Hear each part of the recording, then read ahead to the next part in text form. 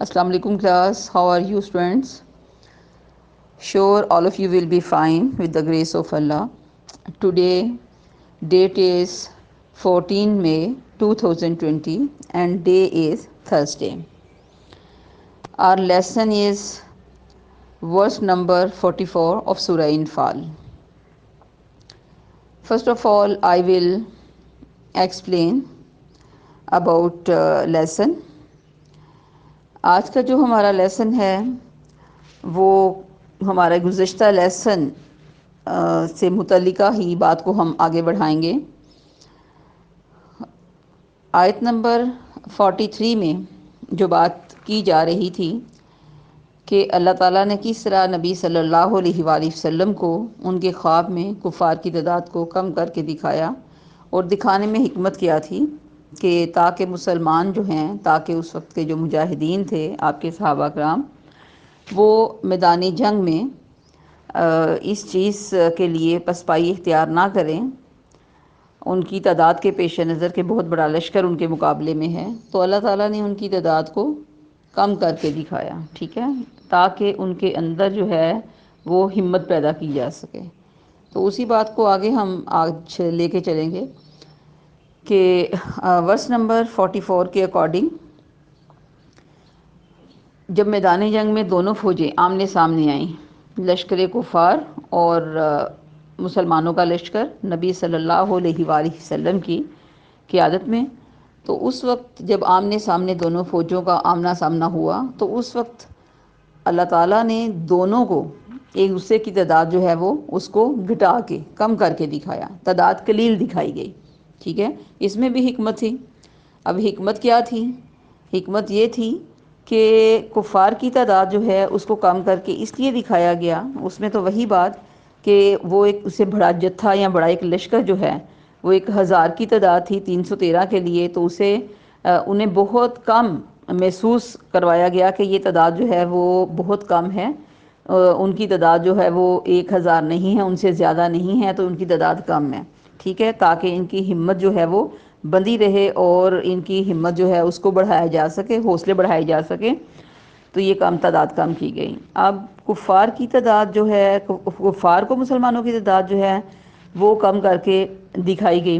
اب اس میں کیا حکمت تھی؟ تاکہ وہ اس سے ایک بڑی تعداد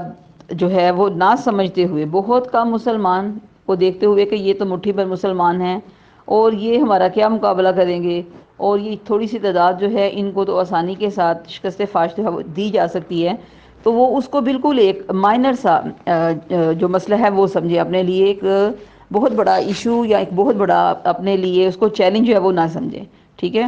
تو ان کا اس کو ایک چھوٹا سا چیلنج سمجھنا، یہ اصل میں ان کے اندر یہ چیز جو ہے وہ پیدا کرنا اللہ تعالیٰ کا مقصود تھا۔ تو یہی چیز جو ہے وہ ان کے اندر پیدا کی گئی، یہی چیز ان کو باور کرائی گئی، تاکہ وہ ایک بڑی تعداد کے لیے اپنی ہمت جو ہے وہ اکٹھی نہ کر سکیں، اور اس کو بہت چھوٹا سا ایک گروہ سمجھے، ایک چھوٹا سا اپنے مقابلے میں ایک گروہ جو ہے اس کو خیال کریں، کیونکہ اللہ تعالیٰ جو ہیں وہ اس کام کا جو فیصلہ ہے وہ آلریڈی یہ ہو چکا تھا، یہ کام اللہ تعالیٰ کی طرف سے پہلے سے ہی اس کا فیصلہ ہو چکا تھا کہ اس میدان جنگ میں کس نے کس کو مارنا ہے، کس نے کس کے ہاتھ مرنا ہے، کس نے کس کے ہاتھ شہید ہونا ہے، تو یہ تمام چیزیں جو ہیں یہ پہلے سے ہی ان کا فیصلہ ہو چکا تھا، ٹھیک ہے۔ تو یہ تمام چیزیں جو تھیں وہ اللہ کی طرف سے ان کے بارے میں فیصلے جو ہیں وہ ہو چکے تھے، ٹھیک ہے۔ تو میدان میں صرف اس چیز کو اب ثابت کرنا باقی تھا، ٹھیک ہے بچوں۔ Okay students, now open your books beta. Today our lesson is very short, just one verse we will do inshallah. So attentively now see translation. Yes, first of all cover translation, and now start. Bismillahir Rahmanir Rahim. وَإِذْ، اور جب، یُریکُمُوہُم،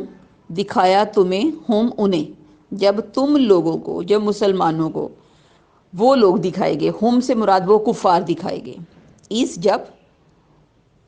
التقیتم، تم آمنے سامنے آئے، التقیتم جب تم ملے، تم میدان جنگ میں آمنے سامنے آئے، فی اعینکم تمہاری نظروں میں، ٹھیک ہے، اور جب تمہیں دکھایا ان لوگوں کو جب تم میدان جنگ میں آئے تمہاری نظروں میں کلیلہ تھوڑا کر کے،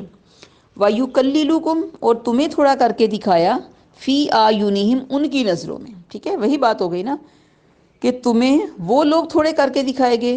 اور ان لوگوں کو تمہیں تھوڑا کر کے دکھایا گیا، لی تاکہ یکزی اللہ